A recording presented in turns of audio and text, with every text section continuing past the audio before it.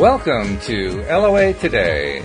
Walt Thiessen and life coach Patty Framo here. Today is Monday, December the 10th, 2018. It's 4 p.m. New York time, 1 p.m. Los Angeles time, 9 p.m. London time, and in Sydney, Australia, it is 8 a.m. Good morning, Sydney, and we hope that your Monday is off to a good start wherever you are in the world, and thank you for tuning in and joining us for another Daily Dose of Happy. We are once again live streaming to the Law of Attraction Changed My Life group on Facebook, so if you want to be listening live, that's a good place to catch us.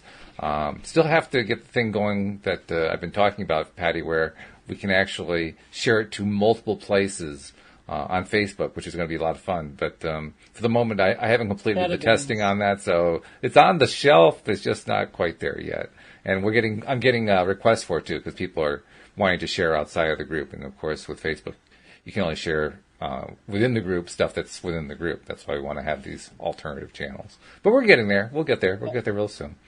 And it's kind of it's a fun day because we get to do Q&A, but it's also a little bit of a sad day because Patty's not going to be doing the programming with us a whole lot longer, and that's kind of a sad thing. That it also means she's going to be going on to do some other things with her own life. So I just wanted to tell you, I don't know, we haven't even figured out what the schedule is yet, Patty, but whenever it happens, I'm going to be sad to have you go, but I'm going to be glad that you're going to be going on to things that you want to do. Me too. I'm going to miss getting to chat with you. Yeah. Well, we'll have to figure out how to get it going at some point anyway, regardless, even if it's not scheduled. So, yeah. Absolutely. And this is, of course, a Q&A, and that means that if you're listening live, we want you to, put in your questions, because that's why we do a Q&A. And they have been more successful. We're getting more and more people watching, Patty, when we're doing these Q&As. I think we actually hit record numbers this morning with Louie, and I'm hoping that pattern continues. Also, cool. I want to put it out there to people. I've actually been thinking about changing the schedule around for a number of different reasons. I'm thinking about perhaps doing something in the evening. I don't know how many days a week, maybe I'm even thinking of cutting down from 2 to 1, maybe even doing extended sessions. In short, I don't know what I want to do just yet, but I'm putting it out there because I want to find out, is there any input from people? Would people, and this I guess would be mostly for people in the U.S. because we're in the U.S., Patty and I. So an evening session would be perfect for somebody who's looking for something in the evening who lives in the U.S. If you're in the U.S. and you'd like, one or more evening sessions a week, send a message. Just let us know because that's going to impact my decision on when or whether to even change the schedule around. Yeah. We want to try to reach as many people as we can. That's one of the reasons we do this. So, just take a time, send a note, send me a text, send me an email, walt@loatoday.net. Put a comment into one of the video chats, anything. Just let us know whether or not that would be of interest to you, because I will take that into account as I figure out what the heck I want to do. But in the meantime, as we all do over and over. Oh, exactly. Because it occurred to me that you can get stale after a while, and I want to shake things up a little bit and keep things fresh and alive, interesting and fun and so forth because, hey, we're trying to do a daily dose of happy. You got to mix things up in order to stay happy, right? Exactly. So, yeah. Exactly. So that's what we're going to try. Yeah, and that's all part of the whole law of attraction thing, too, because absolutely, that's how we expand, you know, by constantly having these new desires. It's not like, right? It's funny. I used to think years ago, like, what is wrong with me that I'm always thinking ahead? Why aren't I just, and it's good to be satisfied where you are, but there's also something really kind of cool about looking ahead to what's next, because right. It's exciting and it's fun. It is, yeah. Anytime that we're creating diversity in our lives, we're creating, period. That's it. We're creating, and that's the best part, because creation is where it's at. But then, of course, when you're in that place where you don't know what you want, that can make you Well, it reminds me of one of the best pieces of advice you can give or get about that. And that is, if you don't know what you want, ask. And that's kind of what I'm doing. I mean, I'm asking our listeners, but I'm also just kind of putting out to the universe. I'm not sure what I want. Give me an idea. Give me some thoughts. Give me some input. Will. Yeah, it's definitely going to happen. No doubt about it. And it's going to be fun, too, to find out what it's going to be. Yeah. Oh, and by the way, we already have people piling in with questions, so it's not like we're going to lack any questions today. All right, cool. So we can just jump right in here. First of all, people saying hello. We got Bronwyn and Jamie and Deidre all saying hello. Hello, everybody. Deidre has the first question. She says, can you explain what Neville says about God being in us or that God lives as us? That's a great question. A really good question. I don't know how familiar you are with Neville Goddard.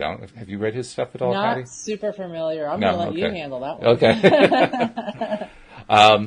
I have to admit, this is a question that we would probably be better at answering tomorrow morning or Wednesday morning or afternoon when I do the podcast with Cindy Chavez, because she's much more of a Neville expert than I am. But I will give it my best shot and tell you that first thing that you have to understand about Neville is that he speaks in code.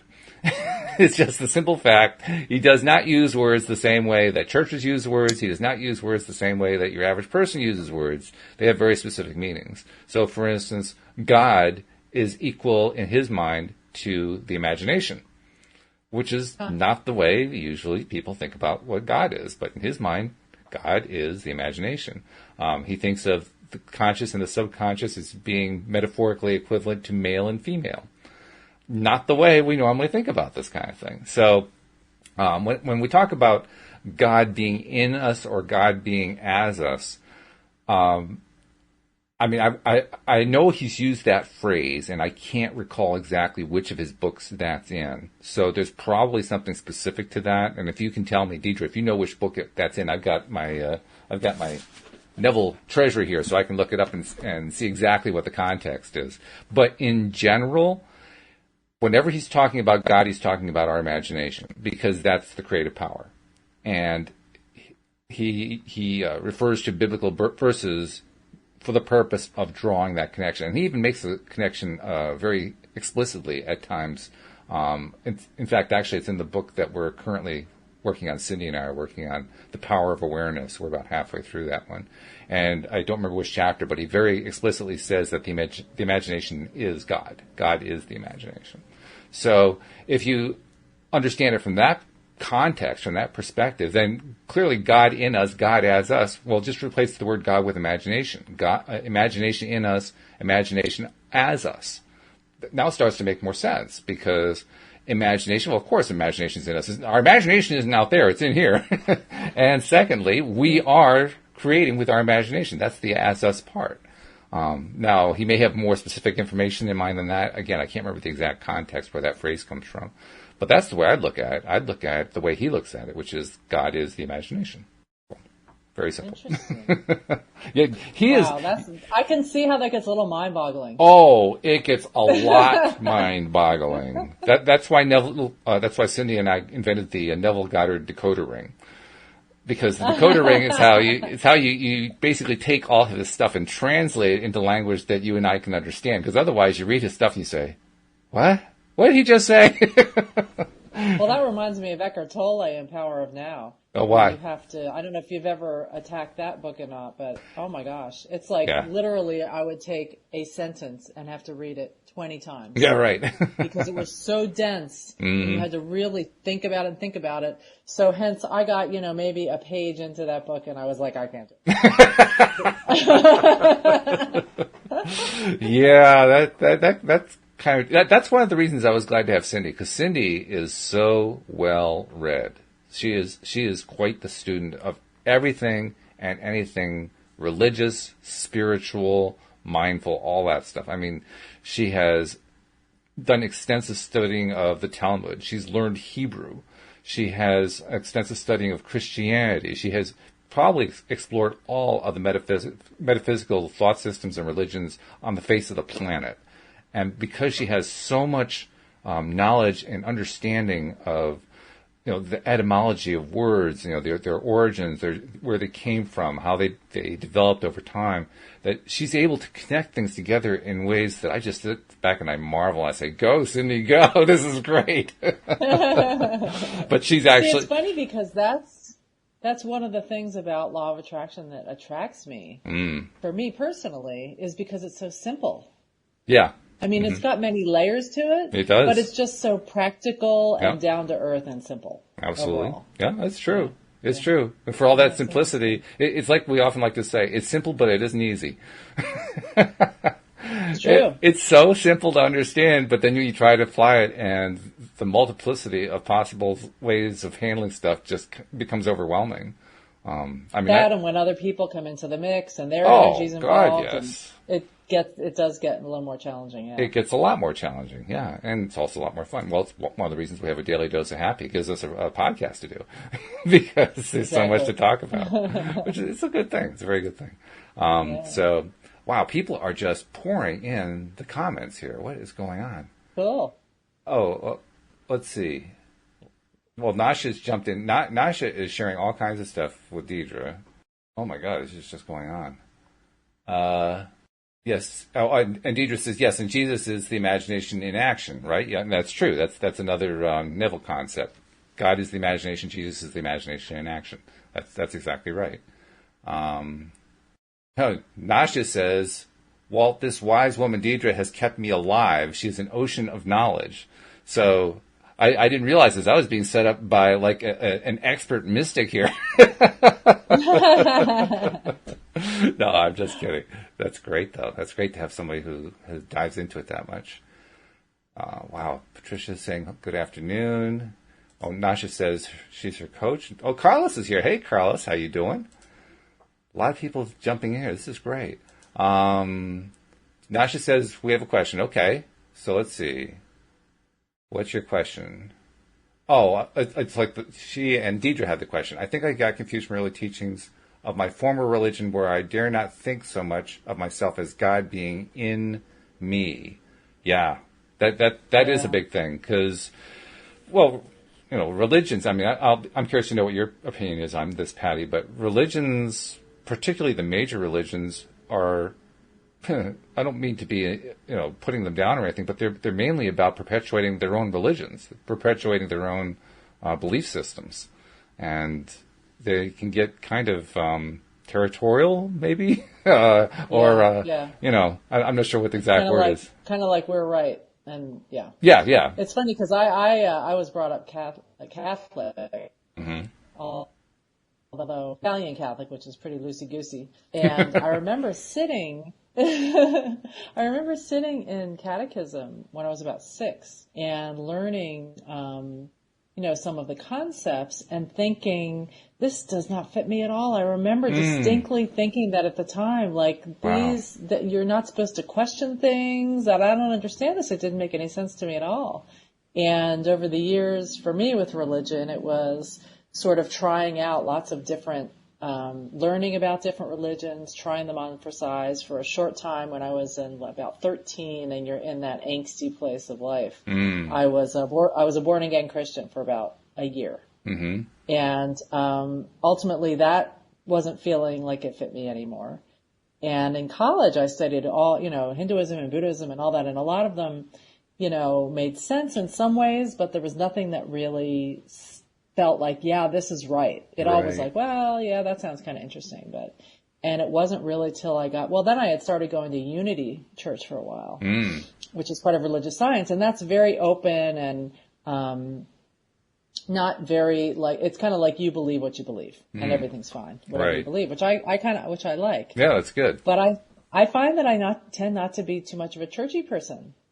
And for me, that's where Law of Attraction with Abraham Hicks just totally was like, this completely fits. It just felt, I just got so excited when I found it because it felt so right to me. Yeah, exactly. I mean, you hear her receiving this information, and it's a little weird at first because she's claiming to receive this information from a group of non-physical entities, and you say, oh yeah, okay, right.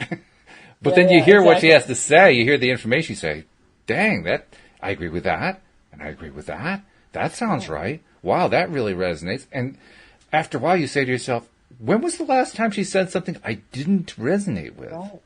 And it's so consistent. Yeah. It's really interesting. No matter who, no matter when, no matter what, it's very consistent. But you're right. I agree with all of it. Yeah. I have yet to find anything I don't agree with. And I don't think, I think in the beginning when I first was listening to it, I wasn't really putting it all together that it was this group of non-physical beings that were speaking through her. I think I kind of just put that aside and thought, well, whatever, who cares? I don't need to really think about that part. And just sort of took the pieces that fit for me. But now I kind of buy into it all, hook, line, and sinker. That's cool. It's pretty woo-woo, but it really fits. Looks like you're reading some comments. Well, I'm trying to, there's a lot of commentary being added here, and I'm trying to, forth.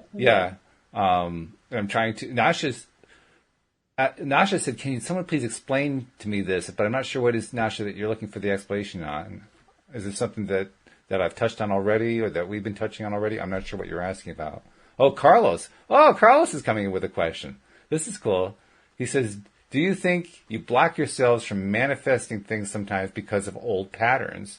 And does the universe continue to send us the same situation until we learn what we needed to from it? What do you think about that? I think we tend to recreate them ourselves. I don't think the universe is sending us stuff from the past. Okay. I mean, Abraham talks a lot about that, where we keep recreating those old patterns. But I think it's because it's still in our vibration. It's still there. And it just keeps resurfacing and resurfacing and resurfacing.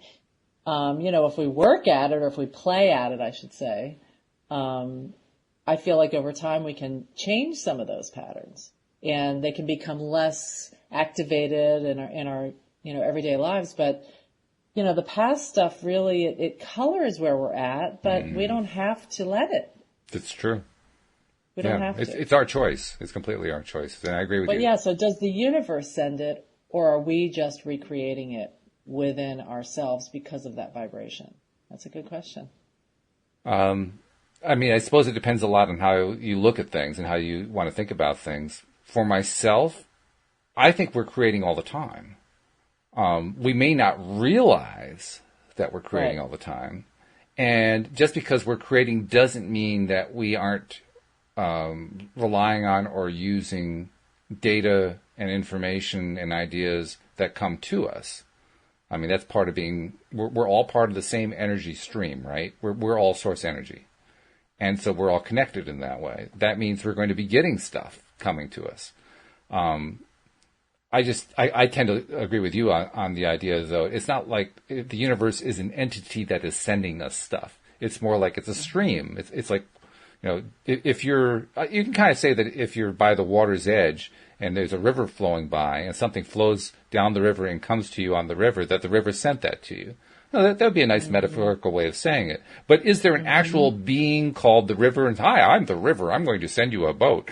That's not the way it really is. It's just we describe it metaphorically that something came to us on the river. But it's. And I think things do come to us, but the way they come to us is by us attracting them through matching that vibration. Yes. So we've got this vibration going on. And other thoughts that are like it, especially if we go over that 16-second mark and that 68-second mark, right. We start attracting, and it gains momentum. So that those thoughts gain momentum, and then that vibration, we're vibrating at the vibration. We're going to just start pulling in other thoughts and other situations that match that vibration. Mm-hmm. So in essence, we're the universe. Well, it's true. Really? But we're part and parcel of it. So yeah, I mean, it's not like it's separate from us. And the universal connection is within, so it certainly makes sense in that way too. By the way, I want to encourage anybody. We are taking questions through the comment section, but Carlos made me think of this because Carlos is also a host. He does the Tuesday afternoon and Friday afternoon shows with us. Carlos, you already have the information for connecting in via Blue Jeans. If you want to connect in and join Patty and I, by all means, come on. Carlos. That'd be great to have you come in. And anybody else, I mean, it's not like you have to ask questions through the comment section. Connect in. The link is in, if you haven't done it before, the link is in the description for the post if you're listening to the live stream. But just come right in and talk because we'd love to have that too. Now, Nasha had a follow-up to the Neville question. She said, for years I've been trying to understand it, but I don't understand the concept. How is God imagination? Yeah, and that's the challenging thing about Neville. That's why we call it the Neville decoder ring, because if we want to think about the words that he uses, like God, like Jesus, all these various names and concepts that come from religion, we have to kind of let go of the old definitions, and that's hard to do. Because especially if we have a lot of religious training. Carlos. Hi, Carlos. Oh, there he is. Hey, Carlos, how you doing? Nice to meet you. All right. Let me make sure you are turned on. This is actually better because I can kind of explain more of my question. So, you guys touched on it a little bit, but the reason I ask is because some of these patterns, you don't even realize that you're doing. So I just realized something, a couple of days ago, that I this mentality that I had because of the way that I grew up. Mm-hmm. And I just thought that was normal, that everybody thinks like this. And it was kind of blocking me from what, is reality, because a lot of times, our reality is just what we kind of create in our mind. Right. And so, but my question was because, that realization came to me at a specific time. I feel like, it could have happened 10 years ago, it could have happened 5 years ago, but it didn't. It happened when it did.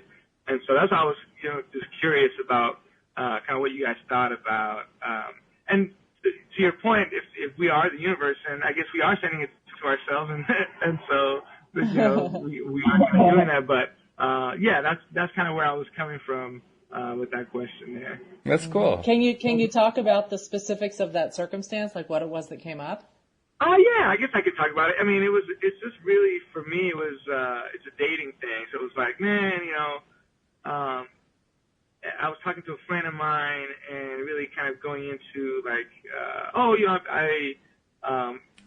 when I feel comfortable dating, and she's like, I was like, I'm not making as good money as I used to, and so I kind of, until I do make, some more money, then I don't even try, or I just kind of don't even put myself. And she's like, well, why is that? And kind of got into it, and it really was just how I grew up was, with my, my mom telling, this is what, women look for, so you have to have a great job, and just, the stuff that you get told. You get taught. Oh, yeah. Yeah, and it's kind of a nonchalant thing. You don't even realize it, and then, I was talking to her. She's like, you know what, Carlos? Like, you don't have to have certain criteria in order to be able to accept love, or to be able to even put yourself out there too. And it kind of just and it was just a realization that kind of unwinded from talk that we were having. But it's funny just how kind of things. Curious, again, it seems like, yeah. I find it funny how, it's funny that you're even bringing this up right now, because I'm working on this quiz for one of the things I coach in is helping people with relationship issues, not attracting the same wrong person over and over again. And, Right. it's really funny how those patterns from our childhood are these like grooves in a record that keep going round, and that needle keeps falling back into that groove again and again and again. And it is interesting, though, to see over time how we can modify that.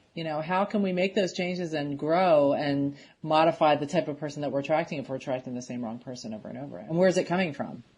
Yeah, Louis and I were talking about this morning. This morning when Louis and I talked about it, he says, a lot of people say you have to change your pattern. You have to rewrite the old tapes and so forth. He says, to heck with rewriting the old tapes. Just lay down some new pipes. Just replace the pipeline entirely. Yep. And I think there's truth to that. Yeah, there's a lot of truth. Why? If it's really going to be too much work and too crazy to try to rewrite the old stuff, just start fresh. Put down a new pipeline. Mm-hmm. Exactly. And it's funny just realizing it. It's like, now, and this happened to me just recently with my career. Same thing. It's like, I grew up, and this is what I was supposed to do. This is what everybody's supposed to. And then you realize, wait, that's not true. That's that's a deception, right? It's sloppy thinking. Yeah. Mm-hmm. Right. And so. Yeah, just curious. I think that, but once that happened to me, that mentality shift in my career, now then, wow, look how I took off this way. And so, in relationship, this just happened, like I said, a few days ago, but I already feel, better and able to, almost open to manifesting that now. Does that make sense? Yes, absolutely. Yeah. That's good. What's a good realization? It's a shift. It is. Right. And it's really, it's a shift in your thinking, which really causes an energetic shift. And then all this other stuff can come in that you shifted to, that new idea that you shifted to. Yeah. Huh, that's cool. That's good. Huh. And what are you hoping? Yeah, go ahead. Go ahead, Walt. No, I was just going to say, what are you hoping for? What would you like it to look like? Like what to look like? I'm sorry. To just the relationship, the whole, what it is. It's just kind of you talked a little bit about The Power of Now, and I've read that book also. And so you're right. Sometimes it's heavy, but then also I feel like when I reread it, then certain texts will jump out that you need kind of too at the same time. So it's like, oh, I'm not getting this, but maybe it's not for me right now.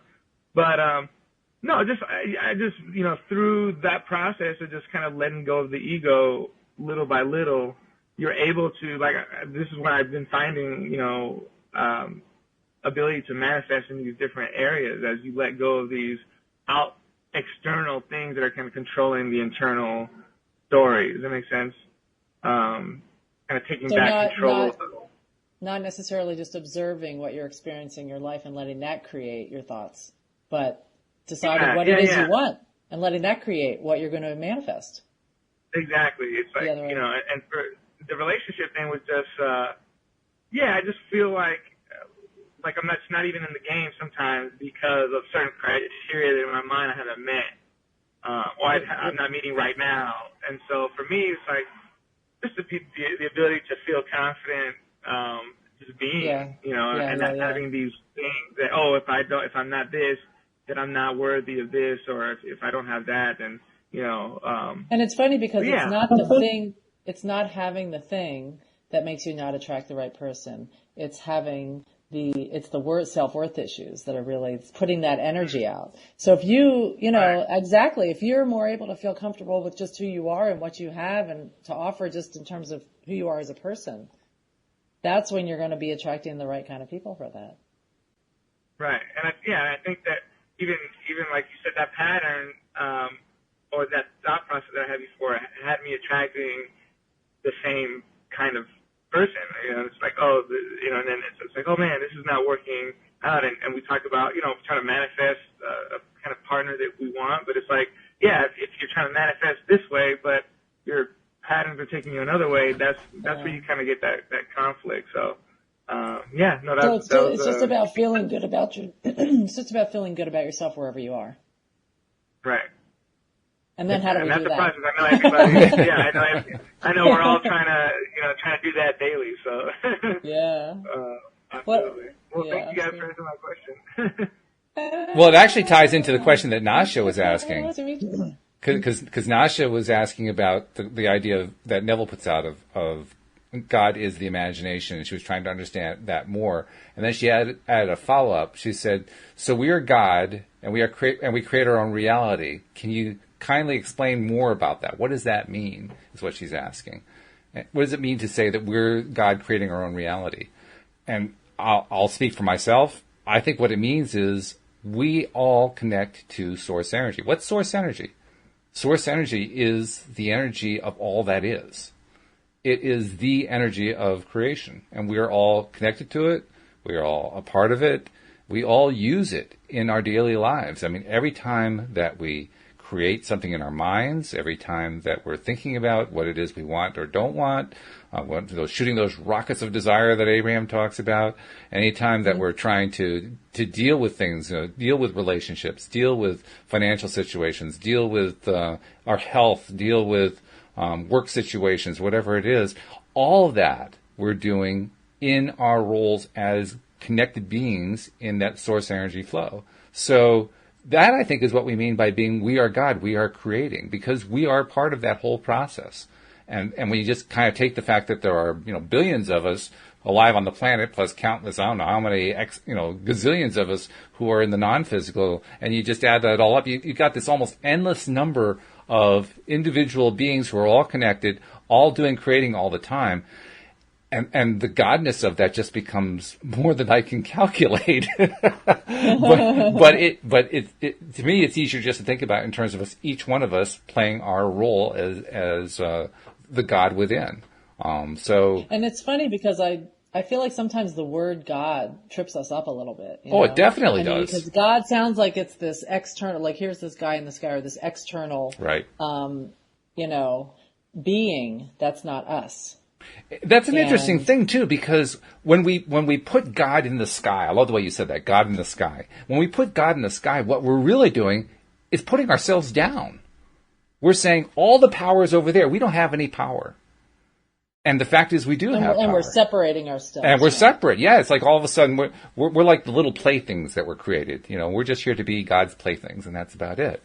And that is so understating the power that we have. We have tremendous power. It's power that we're still learning how to use, perhaps. We're still learning how to master it in a conscious way. And I feel like it really is kind of a co-creative process. Very. With us and the universe. Definitely. It's not even like we get to help. I feel like it's more of an equal. Absolutely. I don't know how to even explain that. No, I think you're right. It is equal. Like it's kind of a, yeah. Because if you're not an active creator, then are you really? It's almost redundant. If you're not an active creator, are you a creator? You really are. Right. You know. We are. We're creator by default. Yeah. So it's why they used to call it the act of deliberate or the art of deliberate creation. The art of deliberate creation. Changed it to the art of allowing, right. So that we weren't doing so much efforting and so much action. Right. But it is totally our creation. Yep. And that's sort of freaky at the same. Even just that thought in itself is a little bit freaky, you know. Well, Deidre said it really nicely in her response to now. She said if we can really get into the feeling, the knowing of being God, that is a sure way to feel confident. And boy, is that true. Because when you're in that feeling, you do feel confident. You know, it's like, oh wow, the world is my oyster because I can just keep creating. That's a good place. You feel powerful. You do. Yeah. Yeah. So, good questions though. Well, we haven't done anything like this deeply, spiritual in a long time on the podcast. So thanks for bringing up these questions, everybody. I'm going to look here to see if there's anything else, but that people have been asking. Did we address your question, Carlos? I don't know if we finished that. I think he disappeared. Oh, he did? Okay, so I guess he was done. Go, yeah. Okay, well, that's all right. He looked like he was in a car, maybe. Oh, yeah, here it is. Right, yeah. Thanks for having me on and answering my questions. Have to run, but keep it up. Yeah, thanks for coming cool. on. Yeah. Yeah, I love it when Carlos comes on. Plus, he's a funny guy. And that's it's great when you have somebody who has really good sense of humor talking about this stuff. And we have a few people who are like that. But it turns the study of this stuff into happiness because there's always that joyous side. Well, it's like what Abraham does. When Abraham's talking, Abraham's hysterical. Oh, yeah. I mean, I think really funny. It's true. And takes it all from being all airy-fairy to down and dirty. Mm-hmm. Yeah. And the thing that's really kind of eerie, it isn't so much that they're non-physical beings, it's that how quickly they can get to the core of a topic. Really, really quickly. They'll just cut right through all of the outside junk and you're right down at the core instantly. That's a skill. It's also, very interesting to see how sometimes people will come on who will be like grief-stricken or crying or really depressed. Yeah. And Abraham will have none of it. Yeah. Because they're like, well, we can't go down to them. Mm-hmm. So we're going to have to bring them up. And they just sort of ignore it almost and cut right to the heart of the matter. Mm-hmm. In a way that's trying to uplift them. It's very interesting. I mean, being a social worker and working, mostly with hospice, I mean, you're coming from a very different perspective where you're kind of to a certain extent. And with Abraham, it's you do not go to that level. Mm. You instead come from. Well, you could try, but it won't work. Yeah. And having said that, I feel like earlier on, when I first was doing social work and hospice, I would be crying right along with the clients sometimes. Mm. And I feel like now, I have a lot of compassion for them, but I don't feel I don't know. I don't know if it's because my vibration's higher or if I have better boundaries or what, but I don't find myself dipping down into that place so much anymore. I can feel for them, but not go down there, which I feel like is kind of what Abraham does. Absolutely. Mm-hmm. Oh, yeah. And you're right. They simply won't allow themselves to dip down, way, way down into those dark, dark feelings. Because first of all, it's not a particularly pleasant place to be. But second of all, you can't create from that place. I mean, that's the thing that we kind of tend to overlook. When we are in our lowest, most unhappy, depressed, angry, frustrated states, we are not in a creative state. We are in a state where we can put out what they call that rocket of desire, because, okay, I know I don't like this thing I'm in right now. I want something that's, quite different from this, something that I might think of as being the opposite of this. But we can't really create in that place. The contrast is huge in that place. But creation can't really happen until we climb out of that. Right. It's so funny because when we're in that place, it feels so heavy and dark and deep, but it's really just us resisting lining up with our inner being. Which is also hard to remember. Flow coming, and we're doing something to resist it, and that's why it feels bad. Yeah.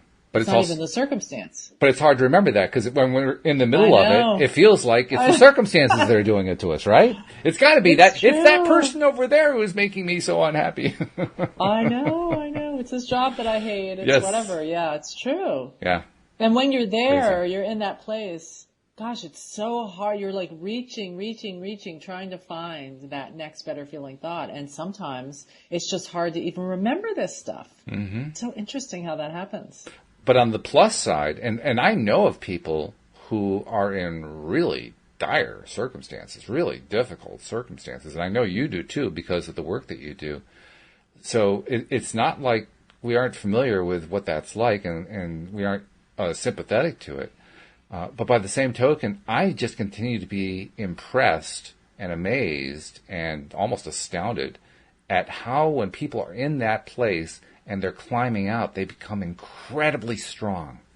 You know what I mean? It's inspiring. It's inspiring. Yeah. Yeah.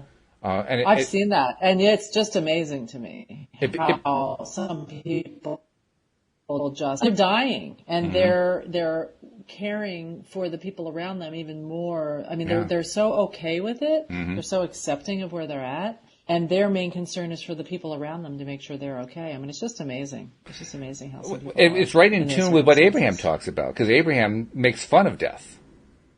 I mean, they literally just make fun of it. The croaking. Yeah, they are as disrespectful, in their own words, as disrespectful of death as they can possibly be, because they want to take away the veil of tears that we humans put around death. Because from their perspective, it's actually just this natural, wonderful thing that happens, and it's not like when you die, you're done forever. You continue to go on. You just go on as a non-physical being. And every story that I've ever heard, whether it be from Abraham, from other spiritual sources, people who are mediums or psychics or whatever, every story I've ever heard talks about how absolutely joyously wonderful it is when you cross over. Yeah.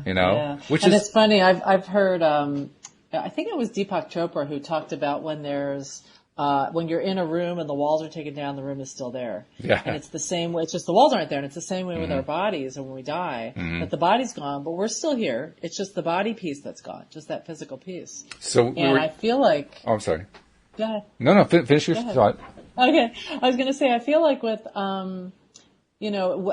being in the business where I'm watching people die and also their loved ones be around them be very upset, it's amazing how people that have a belief system who believe that their spirit goes on and that's not just the end fare so much better than people who feel like that's just it. Mm-hmm. And they really struggle because it feels so final. Yeah. Yep.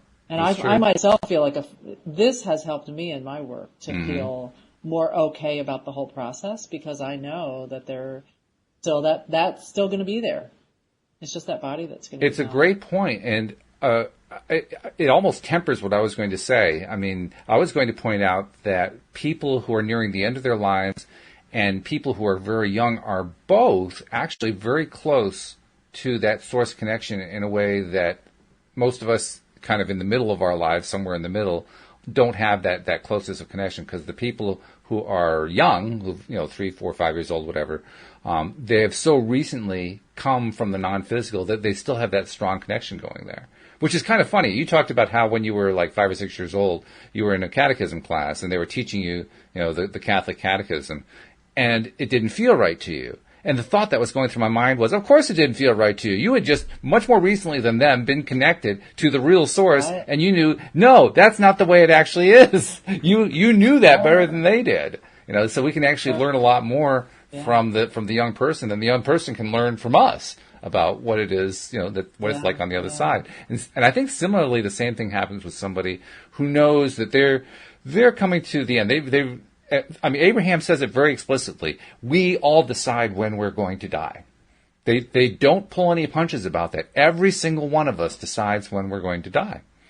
And what that means is we all decide when we're done with living in this body and moving on as an eternal being that never dies, as a source energy being, to whatever next experience it is we're going to take up after we leave the body behind.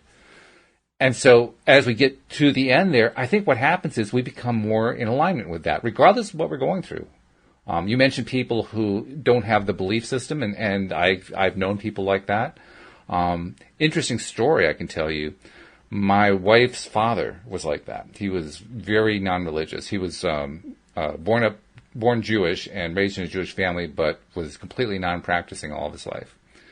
And my wife was actually a little bit concerned when he came to the end of his life. He actually died 3 months after Louise and I married. In fact, there's a whole story that's involved about how the hospital kind of jacked up his body so he could walk her down the aisle. They gave him a complete reflushing so that he could do that, and he did. And he passed the following December, a few days after Christmas. But when he passed, Louise was so concerned because she knew he didn't have a belief system.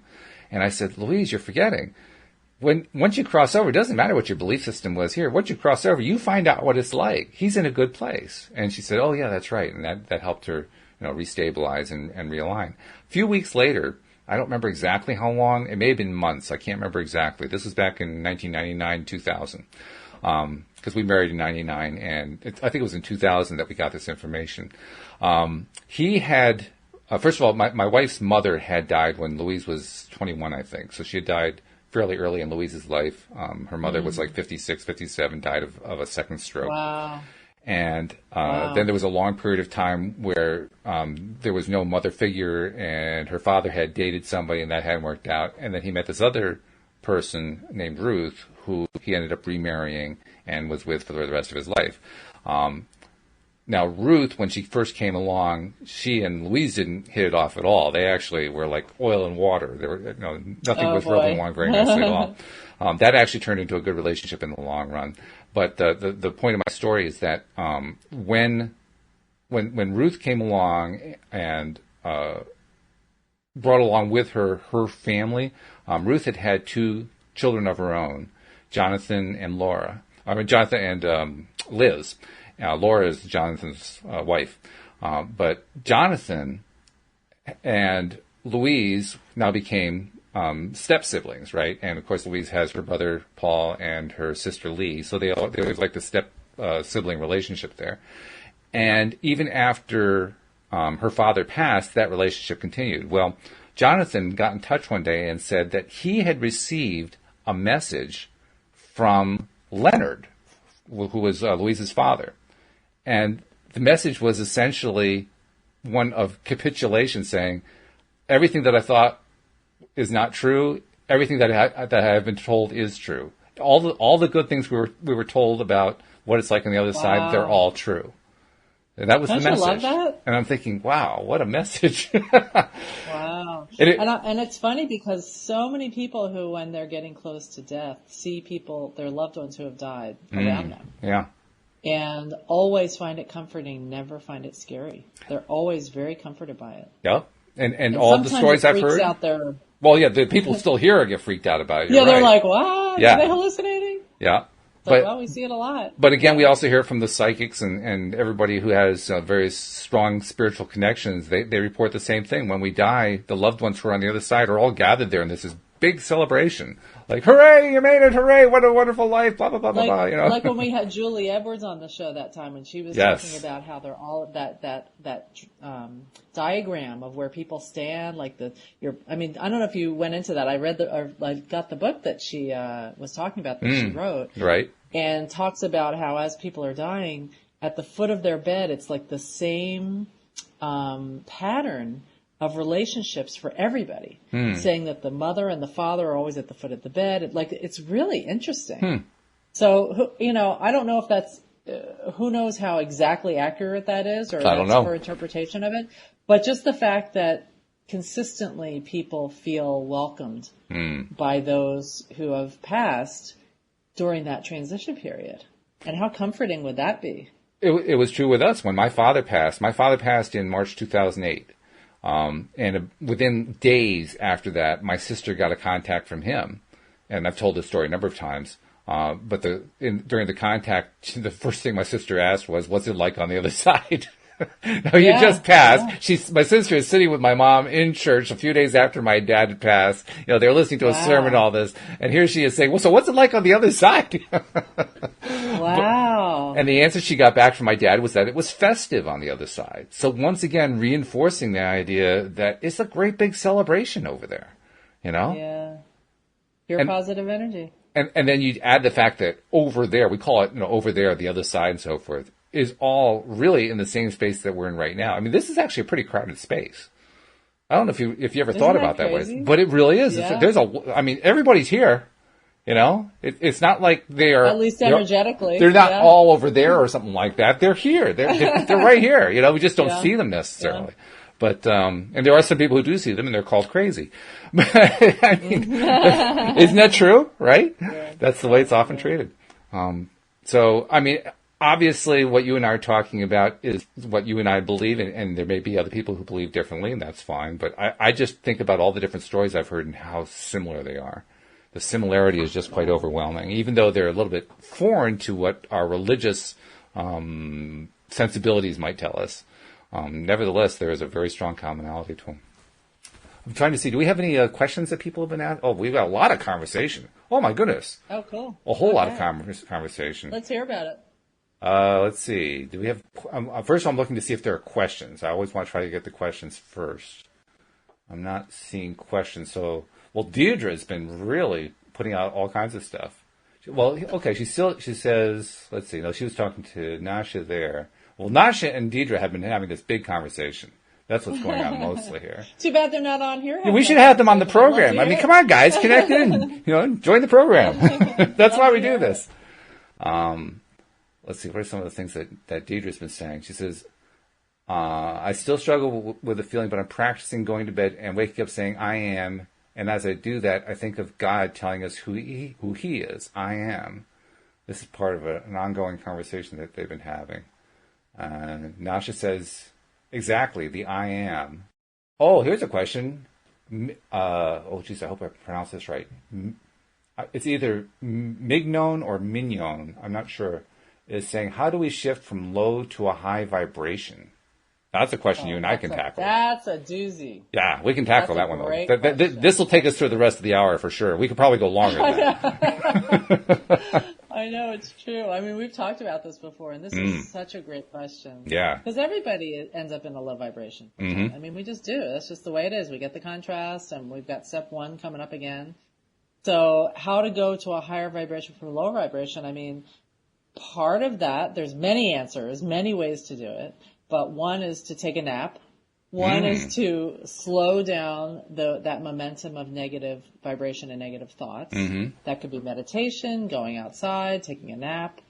Another way we've talked about is pivoting away from those negative thoughts. When we're in that low vibration, we've got negative thoughts going on. Mm-hmm. Whether we're consciously aware of them or not.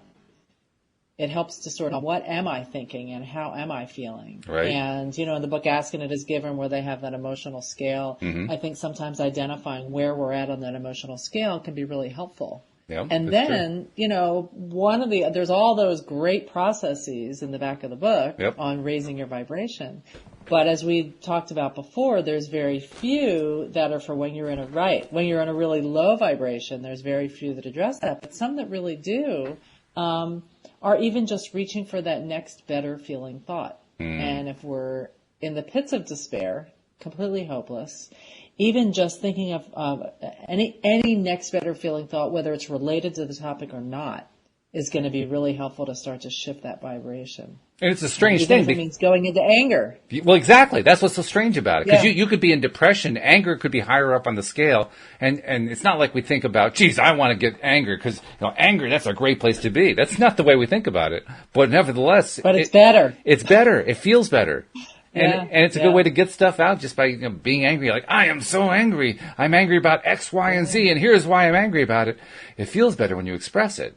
Much better than just keeping it in and saying,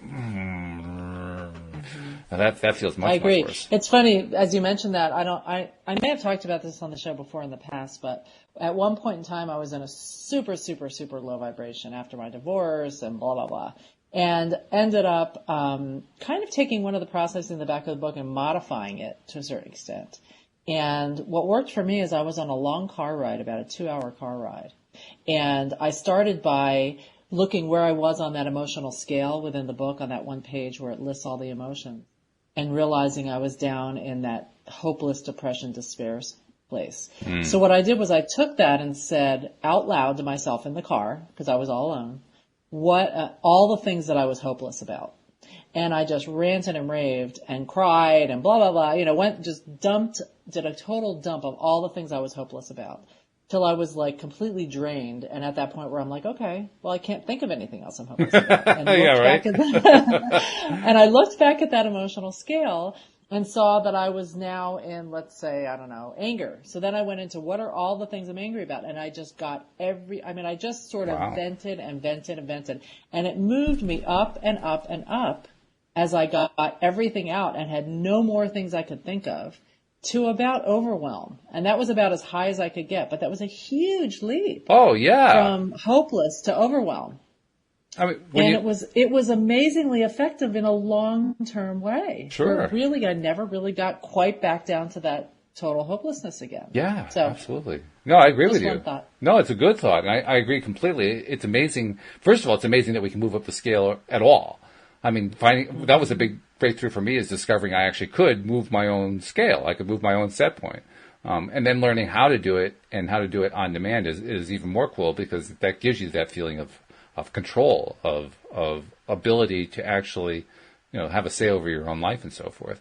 So I think it's a fabulous thing to be able to do that and to practice doing that. Now, Nasha asked a follow-up question. This is a really interesting follow-up question. She says, so why do people who commit suicide survive when they want to die? So if death is in our hands, then, let's see, so the English is a little bit contorted, so I'm going to try to translate it. So if death is in our hands, then why is it there are some people who are still alive? That's essentially what she's asking. Well, they obviously didn't want to die all the way. Yeah. Maybe it was a cry for help. The other thing I didn't mention about the other part before was the letting go piece. We've talked about that before. How when you're in that bad place, just letting go. Just letting go. Not working so hard, not pushing yourself to get happier, just going, okay, that's fine, I give up, I let go. And it's amazing how just that process of letting go frees things up. And your point is a great one, because that is what suicide often is. Suicide is often a cry for help. I'm no expert on it, like, say, my wife is, who was a psychotherapist for about 10 years. She could tell us a lot more than I could. But from what I picked up just talking to her, so many people who are in that place, it isn't so much that they want to die. What they want is to stop the pain. They're suffering some kind of pain. It could be physical pain. It could be emotional, mental. It could be spiritual. Yep. There's just some kind of pain, and the pain gets so excruciating that they can't put up with it anymore. And so they just take this extreme step, They're hoping... I just can't stand it. Yeah.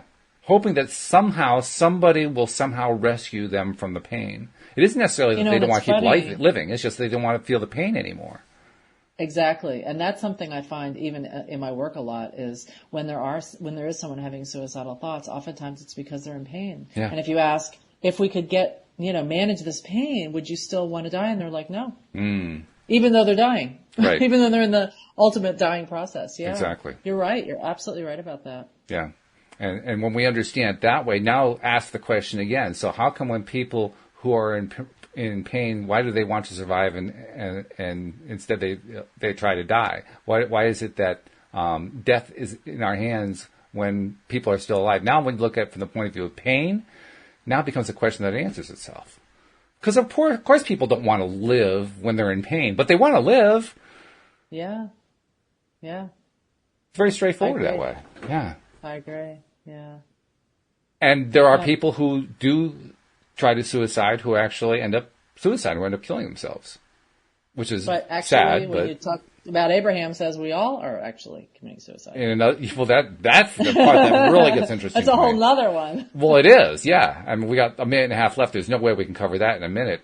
But, I mean, the whole idea of our health being completely in our control and our disease being created in our minds, all disease being created in our minds, that's so mind-boggling. But I'll tell you what, Patty, I'm getting to the point now where I buy into it 100%.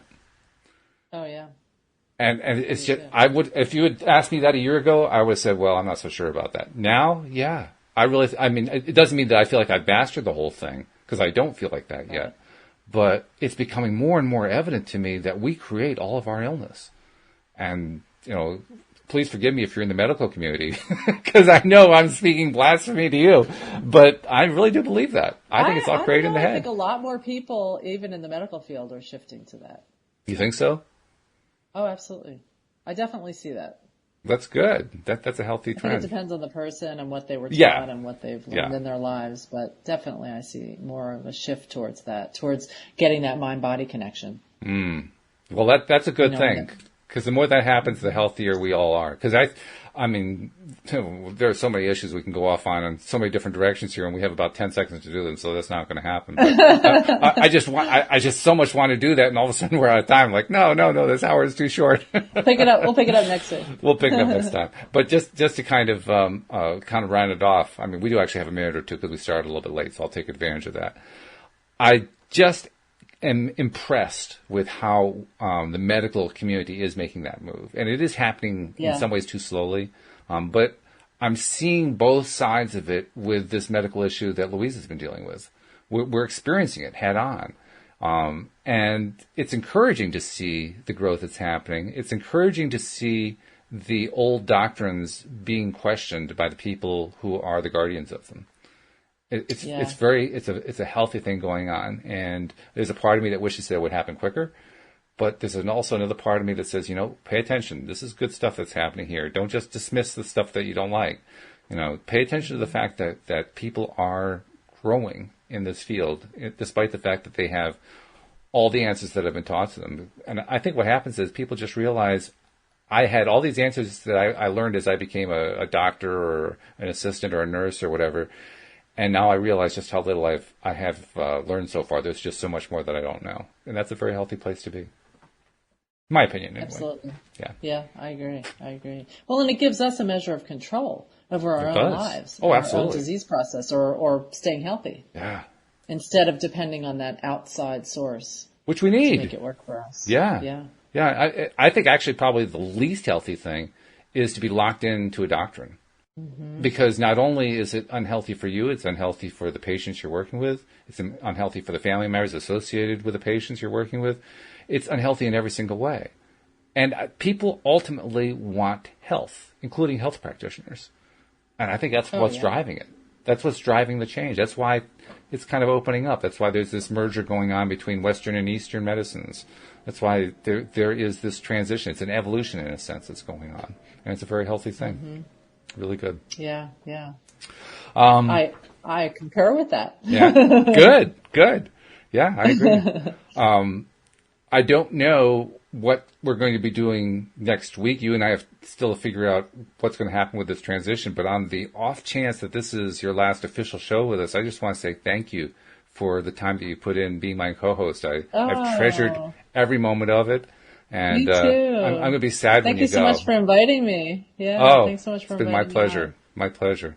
But of course, we wish you nothing but the best and complete success. And you confided to me that you're looking at a change in your career, and I really hope that works out too. So, nothing but the best too. So thank you for doing this. Thank you. Thanks, Walt. I agree. Oh, yeah. I mean, I'm feeling it right here. Oh. But we got to keep in touch. Definitely. We will definitely do that. And once I know what's happening next week, I'll post something into the events calendar so that people in the Facebook group can know, what they're going to be tapping into. We will be doing something. I just don't know exactly what it's going to be yet. So kind of stay tuned to the events calendar.